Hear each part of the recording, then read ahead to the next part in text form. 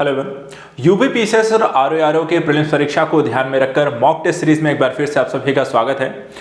देखा जाए तो आज के इस टॉपिक में हम 2023 के प्रश्न पत्र को ही डिस्कस कर रहे हैं और पिछले लेक्चर में हमने देखा था कि पॉलिटी में किस तरीके के क्वेश्चन यहाँ पर पूछे गए हैं। आज हम यहाँ पर देखेंगे 2023 के प्रश्न पत्र में हिस्ट्री से रिलेटेड किस तरीके के क्वेश्चन आपसे पूछे गए। और देखिए, मॉक टेस्ट यहाँ पर रेगुलर रूप से जरूर यहाँ पर करते रहिए। जैसे मैं आपसे कहता हूँ कि जितनी ज़्यादा आप प्रैक्टिस करेंगे उतना ही यहाँ पर आप एग्जाम में बेहतर करेंगे। तो प्रश्नों की प्रकृति से आपको एग्जाम में सेल्फ स्टडी के दौरान जो भी है वो भी आपको हेल्प आउट करेगा कि किसी भी सब्जेक्ट को लेकर के एक योजना आपकी क्या होना चाहिए वो भी यहाँ पर आपको समझने में हेल्प करेगा। तो चलिए देखते हैं आज हिस्ट्री के कौन कौन से इंपॉर्टेंट क्वेश्चन हैं और यहाँ पर आप इसे कैसे हल करते हैं। तो पहला क्वेश्चन हमारा यहाँ पे है, ठीक है। पहला क्वेश्चन है, प्राचीन काल के भारत में पर आक्रमणों के संबंध में निम्नलिखित में से कौन सा एक सही कालानुक्रम है। ठीक है, ऑप्शन में पहला है ए है यूनानी शक कुषाण, बी है यूनानी कुषाण शक, तीसरा है शक यूनानी कुषाण और चौथा है शक कुषाण यूनानी। तो भारत पर कौन से विदेशी आक्रमण किस क्रम में हुए, सबसे पहले कौन सा हुआ और सबसे बाद में किसके द्वारा किया गया। ए बी सी डी में यहाँ पर इसका राइट आंसर क्या होगा ये आपको बताना है। तो देखिए, ये चीज आपको ध्यान रखनी है।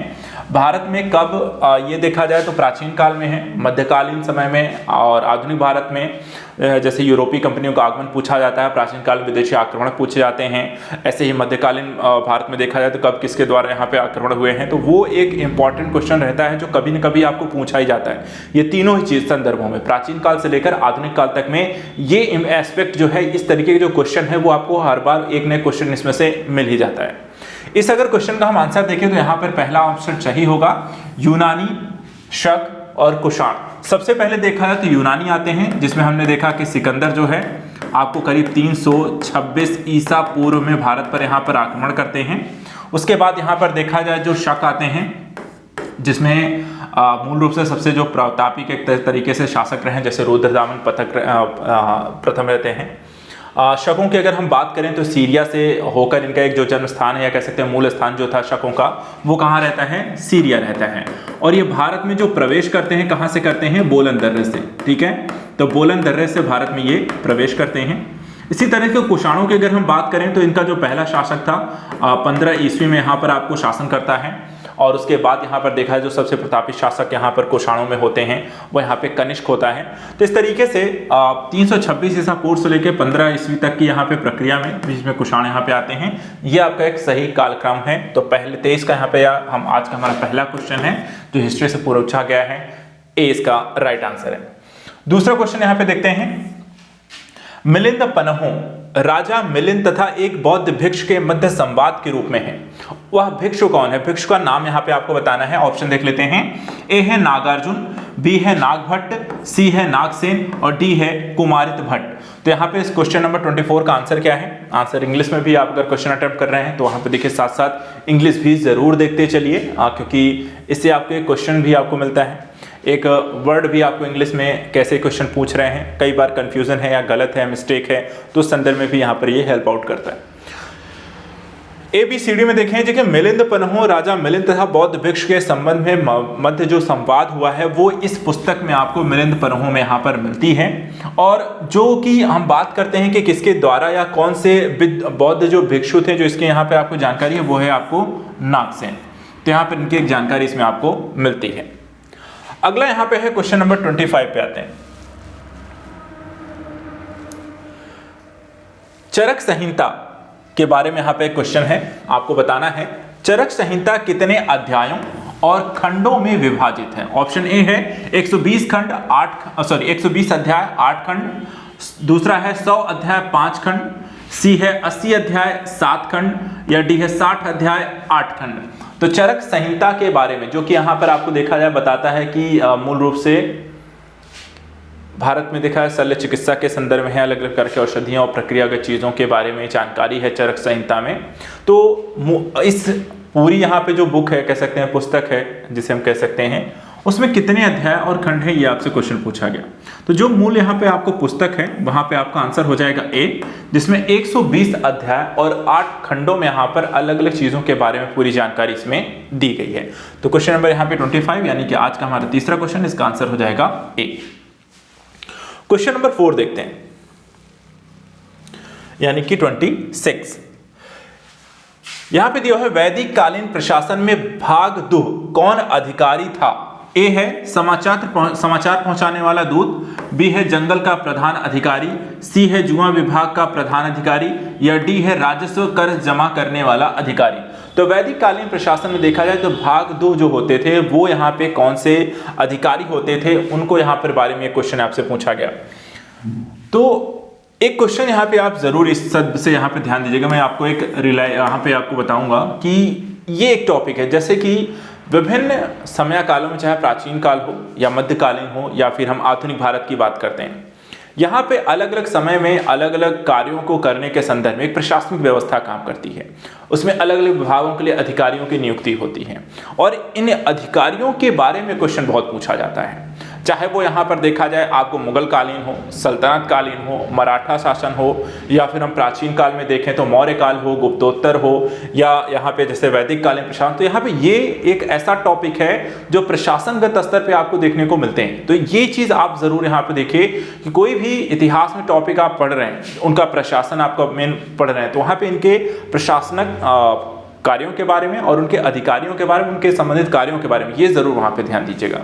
इस क्वेश्चन के आंसर की बात करें तो यहाँ पे हो जाएगा आपका राजस्व कर जमा करने वाला अधिकारी जो होता था उसे वैदिक काल में भाग 2 कहा जाता था। ठीक है, आते हैं क्वेश्चन नंबर 27 पे।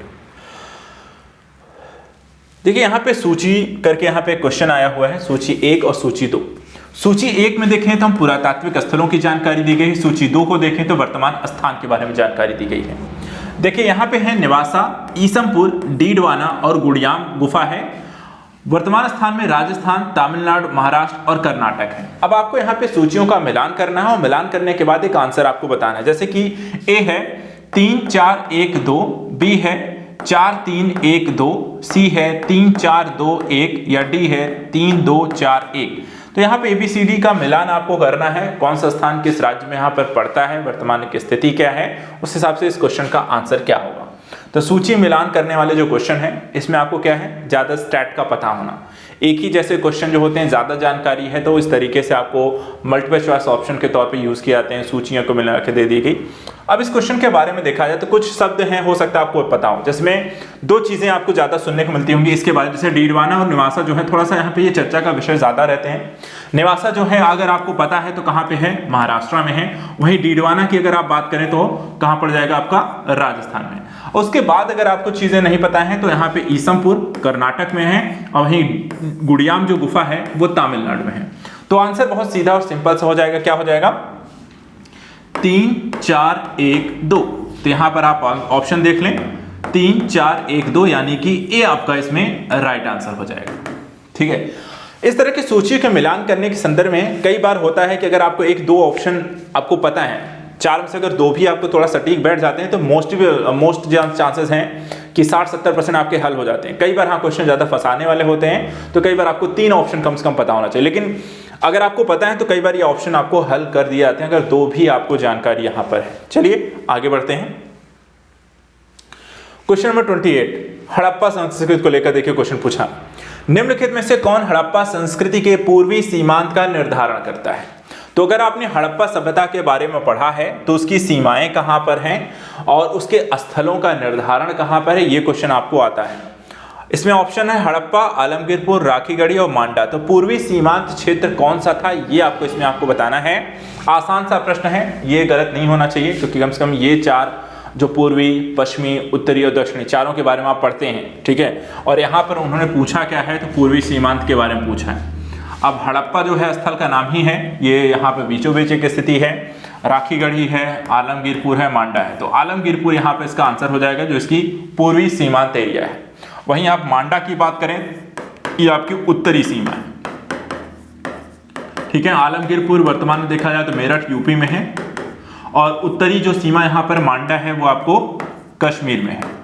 अब यहाँ पर अगर आप बात करें कि पश्चिमी सीमा कौन सी है, पूर्वी देख ली, तो पश्चिमी सीमा की अगर हम बात करें रिवीजन के तौर पे तो कौन सा था, बलूचिस्तान में पड़ता है। और सुतकागन डोर यहां पर आ जाएगा आपका। और उसके बाद आपका उत्तरी के बाद दक्षिणी की सीमा की अगर हम बात करें तो ये कहां पे है, दायमाबाद। और दायमाबाद कहां पड़ता है, महाराष्ट्र।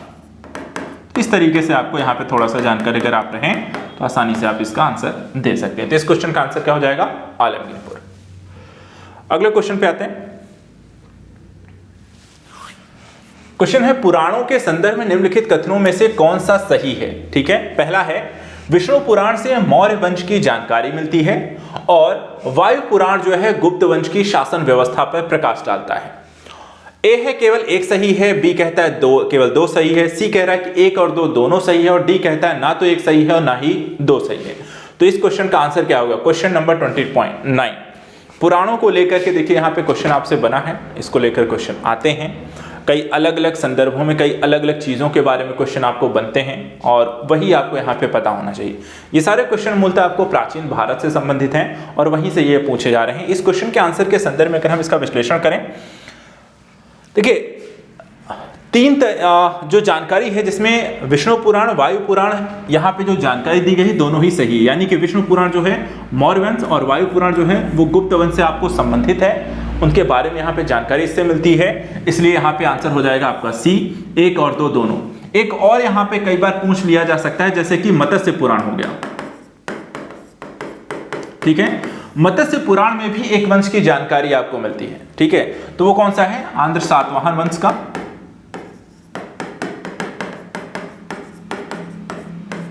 ये भी ध्यान रखिए, अगर आपको ये भी कई बार हो सकता है विष्णु पुराण वायु पुराण मत्स्य पुराण में यहाँ पे सातवाहन वंश है, वायु पुराण में आपको गुप्त वंश है और विष्णु पुराण में आपको मौर्य वंश की जानकारी मिलती है। अगला क्वेश्चन देखते हैं, देखिए यहाँ पे है निम्नलिखित में से कौन सा युग्म दर्शन और प्रचारक का सही सुमेलित है? ठीक है, ए है वैशेषिक पतंजलि, मीमांसा कण्व, सी न्याय गौतम और डी उत्तर मीमांसा कपिल। तो बताइए कौन से दर्शन के प्रणेता या प्रवर्तक कौन रहे? इसमें से एक ही यहाँ पे सही है और बाकी तीन यहाँ पे गलत है, तो हमें आंसर जो देना है वो सही का बताना है। तो ए बी सी या डी में से इसका राइट आंसर क्या होगा? देखिए ये भी एक मैं कहूंगा कि काफी हाईलाइटेड क्वेश्चन है और किसी न किसी तरीके से ये क्वेश्चन पूछे गए पिछले कई सालों में, और चाहे वो आप आईएएस का क्वेश्चन उठा लें, पीसीएस का भी अगर उठा लें, तो वहां पर आपको ये काफ़ी बार क्वेश्चन यहाँ पर इस दर्शन को लेकर के बने हुए हैं। कभी सूची मिलान करके लेकर है, कहीं कथन कारण को लेकर के है, कहीं यहाँ पर आपको जैसे इन्होंने सीधा सीधा क्वेश्चन यहाँ पे पूछ लिया गया है युग्म को लेकर के, तो इस तरह क्वेश्चन को लेकर के अलग अलग तरीके से लेकिन पूछे गए हैं। तो ये एक टॉपिक है जिसको मैं कहूँगा कि आपको पढ़ना चाहिए अच्छे से, यहाँ पर क्लैरिटी रहनी बहुत ज़रूरी है। आंसर की बात करें तो यहाँ पे आपका सी राइट आंसर है। न्याय दर्शन के जो प्रणेता रहे हैं, प्रवर्तक रहे हैं, वो गौतम हैं। बाकी की अगर हम बात करें जैसे कि वैशेषिक के जो हैं वो पतंजलि नहीं है बल्कि कौन है? कण्व है, ठीक है। पतंजलि जो हैं वो आपको योग दर्शन के यहाँ पे प्रणेता माने जाते हैं। वहीं मीमांसा की हम कहें, अगर हम इसे पूर्व मीमांसा करते हैं तो पूर्व मीमांसा के यहाँ पे आपको जैमिनी है प्रणेता, और उत्तर मीमांसा के हम कहें तो बादरायण है। तो ये थोड़ा सा आपको यहाँ पे पता होना चाहिए, इनके बारे में जो जानकारी हमें यहाँ पे है। चलिए आगे बढ़ते हैं। कैप्टन हॉकिंस के संदर्भ में निम्नलिखित कथनों में से कौन सा सही है? पहला है वह 1611 में जेम्स प्रथम के दूत के रूप में भारत आया, और दूसरा वह तुर्की भाषा का बहुत अच्छा ज्ञाता था। अब ये बताना है यहाँ पे सही कौन सा है? केवल एक सही है, केवल दो सही है, एक और दो दोनों सही है, ना तो एक सही है और ना ही दो सही है। इंग्लिश में भी आप देखते चलें अपने क्वेश्चन को कि क्या पूछ रहे हैं, किस तरीके से क्वेश्चन को पुटअप कर रहे हैं, और ज्यादातर क्वेश्चन यहाँ पे पूछा कैसा जा रहा है ये भी एक आइडिया लगेगा। तो आप सभी अपने आंसर दे सकते हैं। ए बी सी डी में इसका राइट आंसर क्या होगा?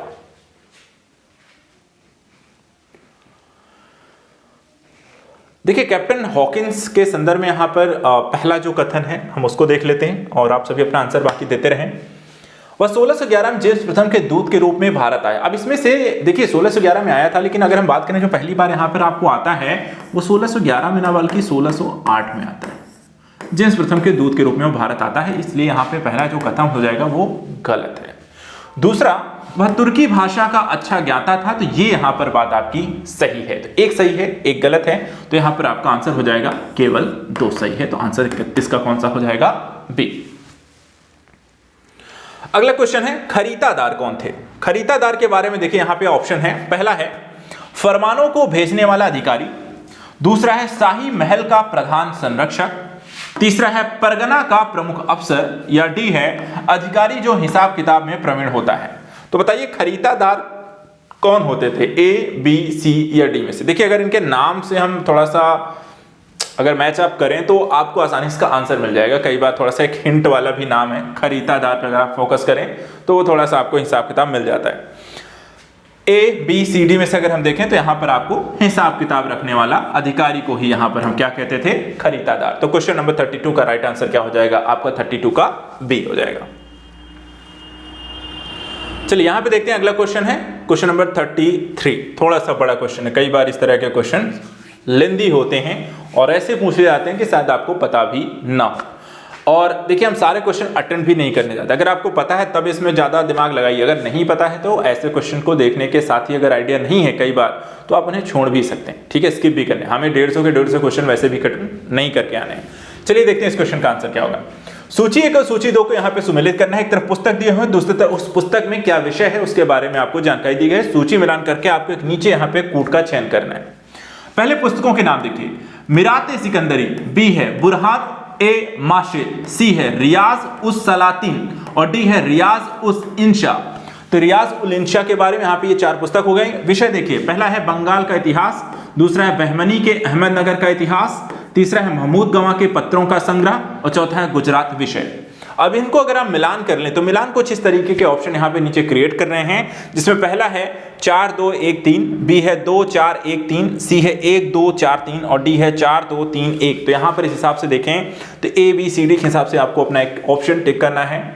पता है तो हम इसे टिक करते हैं। क्वेश्चन मैं ये बता रहा हूँ, देखिए यहाँ तो हम आंसर देखने ही वाले हैं, उसकी बात नहीं है, आप अपना आंसर भी दे सकते हैं, टिक भी लगा सकते हैं, तुक्का भी मार सकते हैं, लेकिन एग्जाम की बात है। एग्जाम की बात है, इस तरह के क्वेश्चन देते हैं, कई सारे बुक्स के बारे में उतना इंपॉर्टेंस नहीं देते हैं और खासकर थोड़े से इसमें जो बुक्स के नाम उतना शायद ना भी पढ़ा जाए, लेकिन अगर पता है तो आंसर बिल्कुल दीजिए। डिटेल से थोड़ा पढ़ना, जैसे हम कहते हैं यूपीएससी एग्जाम है, यूपीपीएससी का एग्जाम है, थोड़ा सी डिटेल नॉलेज आपको होनी चाहिए इस तरह के क्वेश्चन को हल करने के लिए। लेकिन अगर नहीं भी आता है, बाई चांस अगर आपको कंफ्यूजन है तो गलत नहीं करना है, स्किप करो, आगे बढ़ो, ठीक है।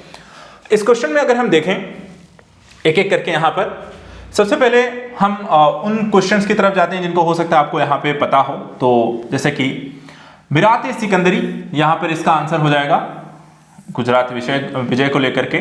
तो पहले का चौथा ढूंढ लेते हैं, तो चौथा यहाँ पे देखिए 2 जगह मिल जाता है, ए और डी में। उसके बाद देखिए बी में आपको आसानी से इसका आंसर मिल गया, यानी कि बी का 2 लगाया है तो हमें उसमें मेहनत नहीं करनी, अर्थात बुरहान ए माशिर में जो जानकारी मिल जाती है वो किसकी मिल जाती है, बहमनी के अहमदनगर का इतिहास के बारे में। यानी कि अब आपको नीचे के 2 में सिर्फ एक यहाँ पे क्रैक करना है और आपको आंसर मिल जाएगा चौथे का। अब यहाँ पे देखिए रियाज उस सलातीन है। अब रियाज उस सलातीन को हम देखें तो ये ब्रिटिश काल में लिखी गई पुस्तक है, जहां ब्रिटिशों के बंगाल के में जो आपको प्रवेश करते हैं उनकी विजय, उनकी प्रक्रिया विस्तार के बारे में जानकारी है। तो यहाँ पे बंगाल के इतिहास की जानकारी हमें यहाँ पर मिल जाती है रियाज उस सलातीन, यानी कि सी का हो जाएगा ए ऑप्शन। तो यहाँ पे देखिए सी का ए है और डी ऑटोमेटिक यहाँ पर आपको फिट हो जाएगा, यानी कि रियाज उल इंशा जो है वो महमूद गवाह के पत्रों का संग्रह हो जाएगा, यानी कि डी का 3 हो जाएगा। तो आंसर हो जाएगा पहला 4 2 1 3। अगले क्वेश्चन की तरफ बढ़ते हैं।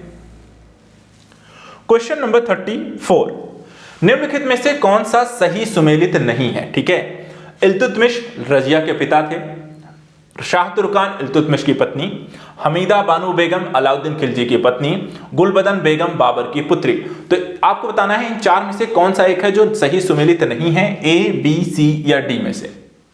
आसान है इस क्वेश्चन का आंसर, तो आई थिंक सबको पता होगा, आप इसे आसानी से टिक करेंगे इस क्वेश्चन को, जल्दी इसका आप आंसर दे सकते हैं। पहली चीज अगर हम देखें एक एक करके, आप तब तक अपना आंसर यहाँ पे दे सकते हैं। ये सबको पता है इल्तुतमिश रजिया के पिता थे, ठीक है। इल्तुतमिश के पश्चात देखा जाए जिस तरीके की प्रक्रिया चलती है, रजिया वहाँ पे शासन भी संभालती हैं, लेकिन फिर उनकी षड्यंत्रकारी परिस्थितियों के कारण उन्हें वहाँ पर हटना पड़ता है। शाह तुर्कान को देखें, इल्तुतमिश की पत्नी है, गुलबदन बेगम बाबर की पुत्री हैं। यहाँ पे हमारे लिए जो आंसर हो जाएगा जो सही सुमेलित नहीं है वो है सी, क्योंकि हमीदा बानो जो बेगम थी ये अलाउद्दीन खिलजी की पत्नी नहीं थी। किसकी पत्नी थी? आपको हुमायूं की, और देखा जाए तो अकबर की मां। तो ये फैक्ट है जो कि हमें यहाँ पे ध्यान रखना है। अगला क्वेश्चन है पेशवाओं को लेकर के देखा जाए, क्वेश्चन यहां पर आपसे पूछा गया है। मराठों को लेकर के यहां पर एक क्वेश्चन आपको पूछा गया है। देख क्या पूछा गया कि निम्नलिखित पेशवाओं के शासनकाल पर विचार कीजिए तथा उन्हें काल क्रमानुसार व्यवस्थित कीजिए। बालाजी विश्वनाथ, बाजीराव प्रथम, नारायण राव और माधवराव प्रथम। नीचे दिए कूट में से सही उत्तर का चयन कीजिए। ए है 1 3 2 4, बी है 1 2 3 4, सी है 2 1 4 3 और डी है 1 2 4 3। तो यहां पे ये बताना है कि जो मराठाओं के शासनकाल को जब हम पढ़ते हैं तो वहां पे पेशवाओं का एक दौर शुरू होता है। उन पेशवाओं के दौर में कितने सबसे पहले से लेकर के सबसे बाद के जो क्रम यहाँ पर हैं, उस हिसाब से इन 4 नामों को आपको लगाना है। आपको बताना है सबसे पहले कौन बना इनमें से और सबसे लास्ट में यहाँ पे कौन बना है।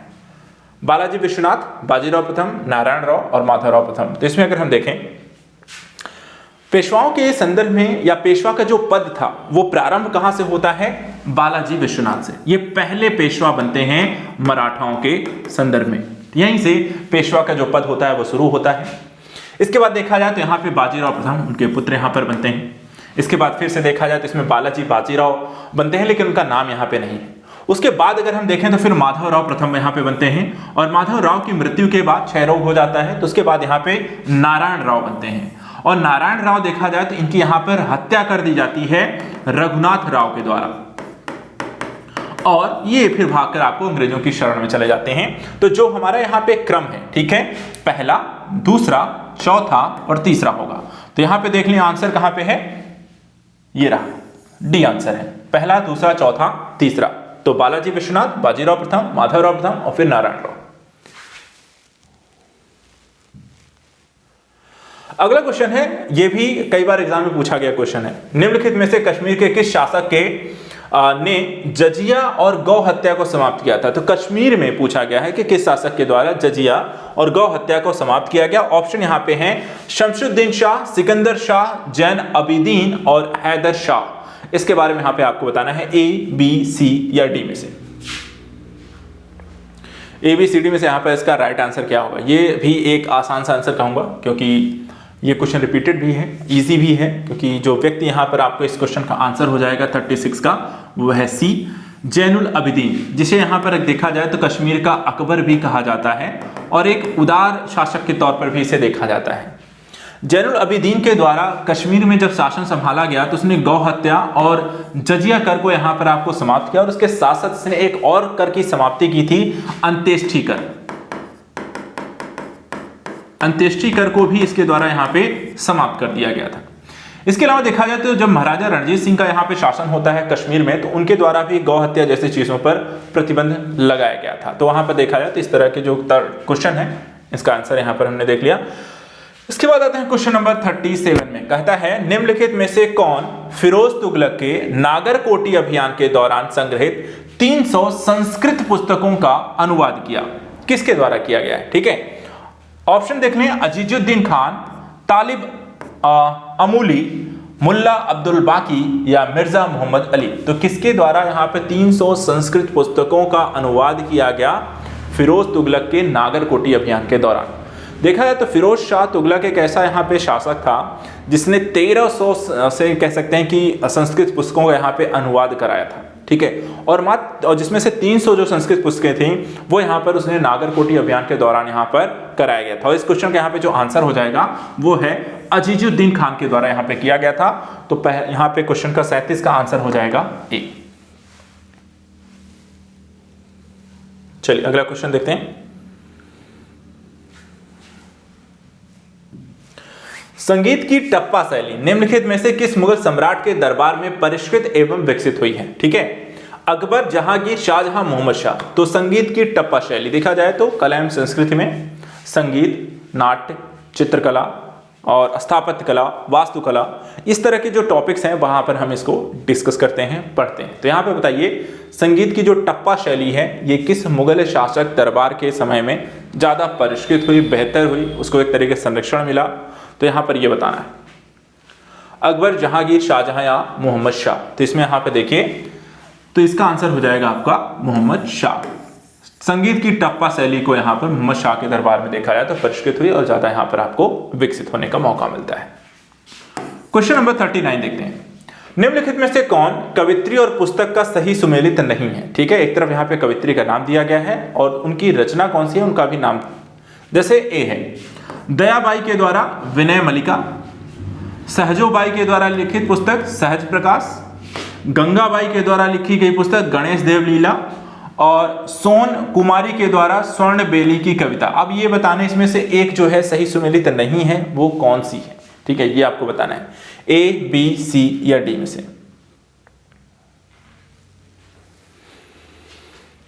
अब ऐसे भी क्वेश्चन होते हैं, देखिए पूछ लिए गए हैं, हो सकता है आप इनके बारे में उतना ना पढ़ते हो या इसके बारे में पहली बार सुन रहे हो, या अगर पढ़ा भी है तो उतना डिटेल से या ध्यान से ना पढ़ते हो, तो इस तरह क्वेश्चन भी अगर आ जाते हैं तो वही बात है कि आता है तो ठीक, नहीं तो स्किप करो और आगे बढ़ो। इस क्वेश्चन का देखिए आंसर हो जाएगा आपका सी है, गंगाबाई के द्वारा जो गणेश देव लीला, ये पुस्तक यहाँ पर इनकी सही सुमेलित नहीं है, बाकी यहाँ पर ये तीनों ही आपको एक सही सुमेलित हैं। क्वेश्चन नंबर 39 का आंसर हो जाएगा आपका सी। चलिए क्वेश्चन नंबर 40 को देखते हैं। निम्नलिखित में से कौन एक 1857 के विद्रोह का स्थान या विद्रोह का आरंभ सही सुमेलित नहीं है? ठीक है, बैरकपुर में 29 मार्च 1857, मेरठ में 10 मई 1857, लखनऊ में 4 जून 1857 और झांसी में 11 मई 1857। तो ये बताना है कि निम्नलिखित में से कौन सा एक जो है सही सुमेलित नहीं है, जिस स्थान पर जिस डेट को कह सकते हैं क्रांति का यहाँ पर शुभारंभ हुआ एक तरीके से, तो वो कौन सी यहाँ पर एक गलत सुमेलित है या सही सुमेलित नहीं है? ए बी सी डी में से यहाँ पर आपको आंसर बताना है। देखिए 1857 की क्रांति के संदर्भ में जो एक विशेषता है कि ये शुरू एक जगह से होती है और धीरे धीरे ये भारत के अलग अलग हिस्सों में फैलती है और अलग अलग डेट में यहाँ पर इसका विस्तार भी होता चला जाता है। शुरुआत अगर हम देखें तो जैसा आप सभी को पता है बैरकपुर की छावनी से यहाँ पर होता है, जहाँ पर एक कारतूस के प्रयोग को लेकर सैनिकों के द्वारा मनाही की गई, जिसमें गाय और कह सकते हैं कि सूअर की चर्बी का इस्तेमाल किया गया था और हिंदू मुस्लिमों ने दोनों ने उसका विरोध किया। मंगल पांडे को यहाँ पर देखा है, उसका श्रेय जाता है, उनको वहाँ पर फांसी दे दी जाती है, लेकिन उसने कहीं ना कहीं एक बिगुल बजा दिया था और इसकी शुरुआत हो जाती है।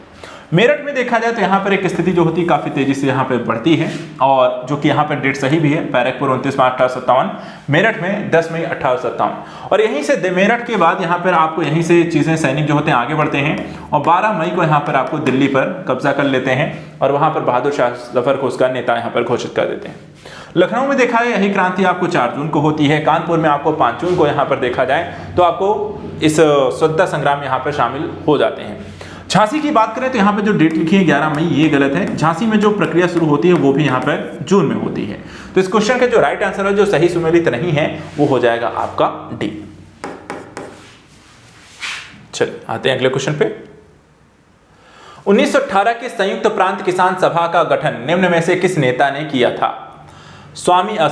बाबा रामचंद्र, स्वामी सहजानंद सरस्वती, इंद्र नारायण द्विवेदी, पंडित जवाहरलाल नेहरू। तो ए बी सी डी में से यहाँ पे बताइए संयुक्त प्रांत किसान सभा का गठन किस नेता के द्वारा किया गया था? इस क्वेश्चन का आंसर बताना है। ए बी सी डी में इसका राइट आंसर क्या होगा?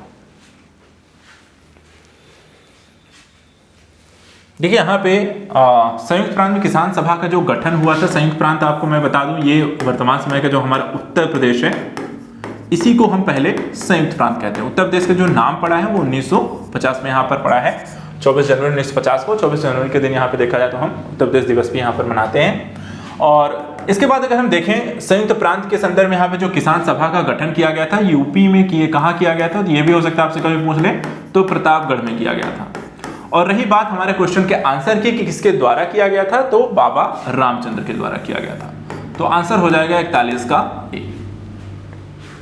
क्वेश्चन नंबर 42 देखते हैं। ये बताना है निम्नलिखित में से कौन सा संगठन दिल्ली में वायसराय लॉर्ड हार्डिंग पर बम फेंकने के लिए उत्तरदायी था? ए है अखिल भारतीय मजदूर समिति, बी है यूनाइटेड पैट्रियाटिक संघ, सी है अनुशीलन समिति और डी है युगांतर। तो 42 का यहाँ पे आपको आंसर बताना है। ए बी सी डी में से यहाँ पर राइट आंसर क्या है?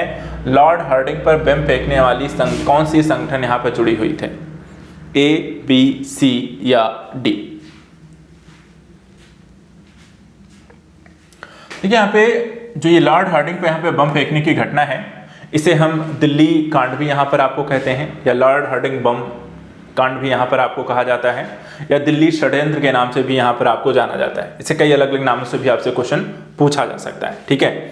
अब यहाँ पे हम बात करें कि इस घटना के संदर्भ में जो मेन आपको कह सकते हैं कि मुख्य साजिशकर्ता, जिसे हम कह सकते हैं मुख्य नेता जो थे, या जो इस पूरी योजना को प्लान करते हैं, वो थे रास बिहारी बोस। और ये भाग जाते हैं, भाग कर कहां चले जाते हैं? जापान, ठीक है। इसके अलावा इसमें 4 व्यक्तियों को फांसी की सजा दे दी जाती है और 2 लोगों को 7 साल की यहां पर आपको सजा यहां पर दी जाती है। रही बात यहां पे देखा जाए तो इसमें जो क्वेश्चन पूछा गया कि कौन यहां पर आपको सम्मिलित है, तो यहां पर देखा जाए तो अनुशीलन समिति यहां पर आपकी इसकी राइट आंसर हो जाएगा। 42 का आपको सी आंसर। 43 देखिए, निम्नलिखित में से किस अधिनियम के द्वारा 120 सदस्यों वाले चैम्बर ऑफ प्रिंसेस की व्यवस्था की गई थी, ठीक है। ए है 1853 का चार्टर एक्ट, बी है 1793 का अधिनियम, सी है 1909 का अधिनियम और डी है 1919 का अधिनियम। तो ये बताना है जो ये 120 सदस्यों वाली चैम्बर ऑफ प्रिंसेस की जो व्यवस्था हुई वो किस अधिनियम के माध्यम से लेकर या किस अधिनियम में इसका प्रावधान किया गया था, ये आपको बताना है। ए, बी, सी या डी में से, यानी कि 1853, 1793, 1909 या 1919 में।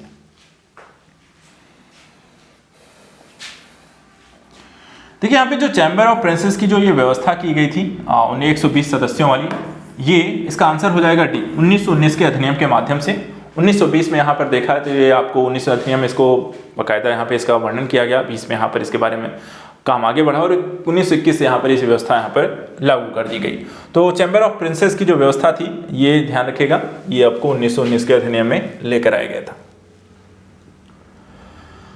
चलिए अगला क्वेश्चन देखते हैं, क्वेश्चन नंबर 44 को क्या लिखा हुआ है?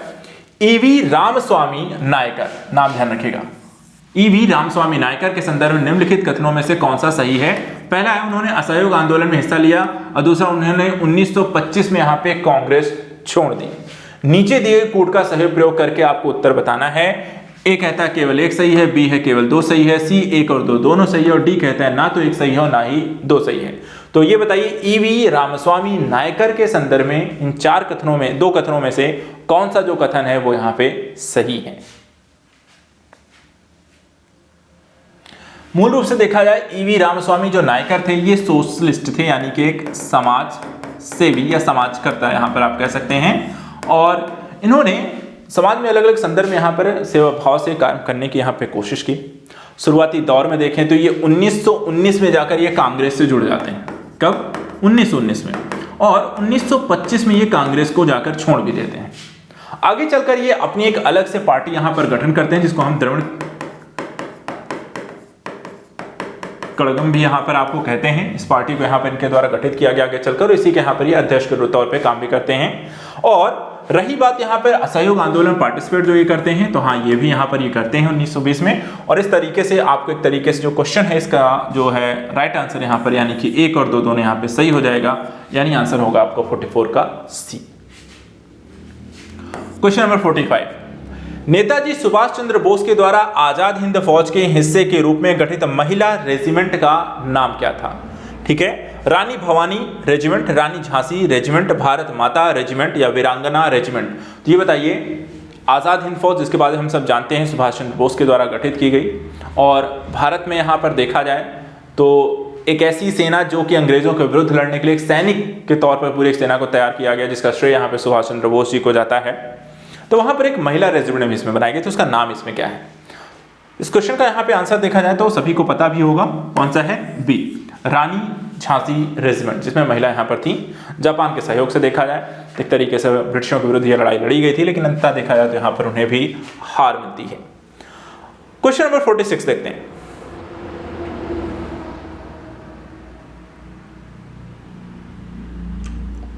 अठारह में बरेली उत्तर प्रदेश में क्रांति का नेता कौन था? ठीक है, मतलब एक तरीके से नेतृत्व बरेली में 1857 की क्रांति का किसके द्वारा किया गया था? आसान सा क्वेश्चन है, हजरत महल, खान अब्दुल खान, कुंवर सिंह, नाना साहेब। तो यहां पर आप सभी को इसका आंसर पता होगा, कौन सा है? 47 का सभी को पता है, कौन सा? बी आंसर होगा, खान बहादुर खान के द्वारा देखा जाए तो बरेली में यहाँ पर 1857 में कुंवर उत्तर प्रदेश के द्वारा यहाँ पर देखा जाए तो एक तरीके से इसका नेतृत्व किया गया था। क्वेश्चन नंबर 47 पे आते हैं। हजरत महल लखनऊ में है, कुंवर सिंह नाना साहब कानपुर से यहाँ पे करते हैं।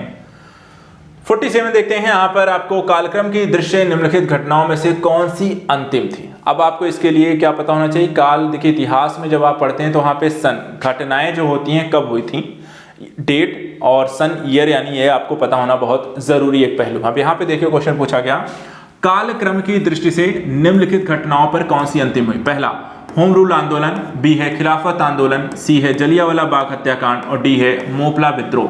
तो अगर आपको ईयर पता है तो आप इस क्वेश्चन का आंसर दे सकते हैं, और ईयर अगर आपको नहीं पता है तो इस क्वेश्चन को आप गलत भी कर सकते हैं, कंफ्यूजन में भी गलत कर सकते हैं, क्लैरिटी नहीं है तो भी गलत कर सकते हैं। चलिए फिर भी आप आंसर दीजिए। अब यहाँ पे देखिए एक चीज जो आप सबको लगभग पता होती है वो है भाई जलियांवाला बाग हत्याकांड, ठीक है, जो घटना यहाँ पर 1919 में हो गई।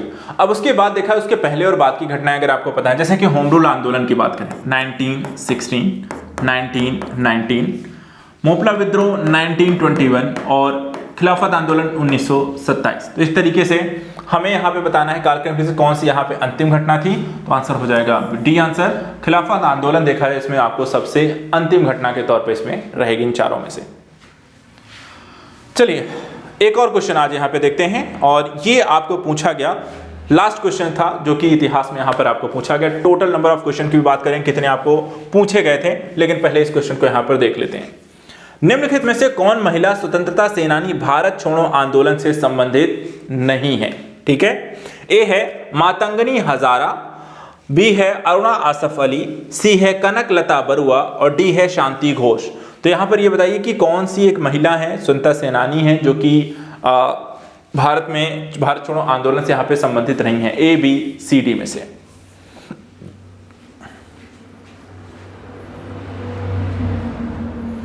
चलिए आप यहाँ पे दो तीन नाम यहाँ पे वैसे बेसिकली आपको अरुणा आसफ अली, कनक लता बरुआ इनका नाम वैसे भी आपको पता है, बेसिकली कंफ्यूजन आपको ए और सी डी में हो सकती है।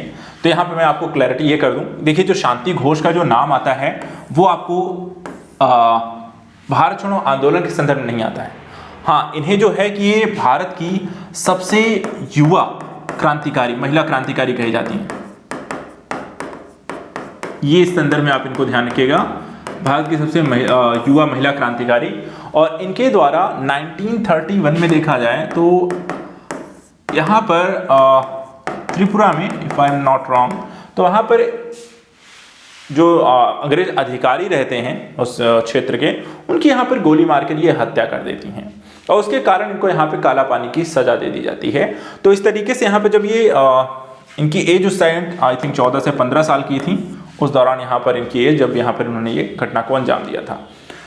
तो इसके संदर्भ में यहाँ पे ध्यान रखिएगा, शांति जो घोष हैं वो आपकी भारत छोड़ो आंदोलन से संबंधित नहीं रही हैं, लेकिन हाँ सबसे कम युवा यहाँ पर महिला, एक तरीके से महिला रही हैं, जो कि क्रांतिकारी के तौर पे यहाँ पे सबसे कम उम्र की महिला क्रांतिकारी के तौर पे इनको नाम यहाँ पे रहता है शांति घोष। तो इतिहास के संदर्भ देखिए, आज के हमारे इस सेशन को हम यहीं पे रखेंगे। इतिहास के प्रश्नों को जो हमने देखा, तो हमने यहाँ पे देखिए टोटल नंबर ऑफ क्वेश्चन इतिहास को लेकर के आपके पिछले साल के प्रश्न पत्र में जो पूछे गए हैं वो करीब 26 प्रश्न, ठीक है। 22 हमने देखे जो पॉलिटी से पूछे गए, और 26 जो प्रश्न हैं वो आपको हिस्ट्री से पूछे गए। तो यहाँ पे जो बड़े पोर्शन है, जैसे हिस्ट्री पॉलिसी हम जानते हैं, हिस्ट्री है, पॉलिटी है, अभी हमने जियोग्राफी को देखना है, ठीक है, साइंस देखनी है और इकोनॉमी देखनी है, साथ ही साथ यहाँ पे आपको एनवायरनमेंट देखना है। जो 6 मेजर टॉपिक हैं जहाँ पे आपको सबसे ज़्यादा क्वेश्चन आता है। इसके अलावा यूपी का एग्जाम है, तो यूपी स्पेशल भी हम यहाँ पे जरूर देखेंगे कि वहाँ पे कितने क्वेश्चन आते हैं, एक एनालिसिस भी करते चलेंगे। देखिए ओवरऑल पर्सन कितने क्वेश्चन आपके एग्जाम में यहाँ पर किस टॉपिक से पूछे जा रहे हैं, कौन से टॉपिक पर यहाँ पे आप फोकस ज़्यादा करें, जहाँ से आप ज़्यादा नंबर ऑफ क्वेश्चन आप अटेम्प्ट कर सकते हैं, ठीक है। तो आज के सेशन में फिलहाल इतना ही, आप रिवीजन करते रहिए हिस्ट्री का, पॉलिटी का, ज्योग्राफी का। हिस्ट्री में देखिए किस तरीके क्वेश्चन आपसे पूछे गए हैं, क्या क्या चीज़ें आपको पढ़नी है, ठीक है। अब मौर्य काल पढ़ रहे हो तो देखो मौर्य काल में आपको प्रशासन भी यहाँ पे ध्यान देना है, उनके अधिकारियों के नाम भी आपको पता होना चाहिए, कौन से विदेशी आक्रमण कब हुए उनको बारे में भी पता होना चाहिए। इसके अलावा उन मौर्य शासन के समय में यहाँ पे जो प्रमुख घटनाएं हुई हैं सब कुछ याद रखने की जरूरत नहीं है, कई बार डिटेल तो बेसिकली पूछ ली जाती है, लेकिन मेन इंपॉर्टेंट जो एस्पेक्ट है वो भी आपको यहाँ पर पता होना चाहिए। तो ये चीज़ें हैं कि सिर्फ उनके कार्यों के बारे में मत पढ़ें, बल्कि उनके प्रशासन के बारे में भी पढ़ें, उनकी राज व्यवस्था के बारे में पढ़ें, उनकी आर्थिक स्थितियाँ, शब्दावलियों को भी ध्यान दें। तो वो भी चीज़ें आपके एग्जाम में प्रश्न के रूप में बन रही हैं। तो डिटेलिंग पर ज़्यादा ध्यान दीजिएगा, थोड़ा सा डीप चीज़ें भी आपको यूपीपीसीएस के द्वारा लगातार पूछी जा रही हैं और अननोन एस्पेक्ट को भी इसमें आपको शामिल किया है। कई क्वेश्चन ऐसे भी हैं जो कि आपको करंट के कारण चर्चा विषय रहा, जैसे शांति घोष के संदर्भ में हुआ, एवी नायकर के संदर्भ में हुआ, जिनके नाम पर डाक टिकट इत्यादि जारी की गई थी, कारण ये चर्चा का विषय बनी और वहाँ पे वो क्वेश्चन पूछा। तो इतिहास को अगर हम सरकार के द्वारा कोई ऐसी योजना है, किसी क्रांतिकारी या किसी के नाम पे कुछ डाक टिकट या इसी तरह कुछ चीज़ें घटनाक्रम हो रही हैं, तो उनको भी नज़र यहाँ पे रखनी है। जयंती हो गई, समारोह हो गए, तो उनसे रिलेटेड भी क्वेश्चन आपसे बन जाते हैं। तो आज के सेशन में इतना ही, मिलते हैं नेक्स्ट सेशन में। तो हम अगले कुछ और क्वेश्चन को इसमें डिस्कस करते रहेंगे। रेगुलर रूप से आप मेरे साथ जुड़ते रहिए। 10:30 बजे हम यहाँ पे प्रैक्टिस यहाँ पर करते रहेंगे। ज़्यादा आगे चल के देखिए क्वेश्चन के नंबर ऑफ क्वेश्चन भी बढ़ाएंगे। एक पेपर यहाँ पे पीवाईक्यू पर लगाते हैं और उसके बाद फिर हम टारगेट करेंगे कि कम से कम 40 से 50 क्वेश्चन हर सेशन यहाँ पे लगाए जाएं, ताकि ज़्यादा से ज़्यादा आपको प्रैक्टिस कराई जा सके। फिलहाल आज के लिए इतना ही। Thank you so much and good luck.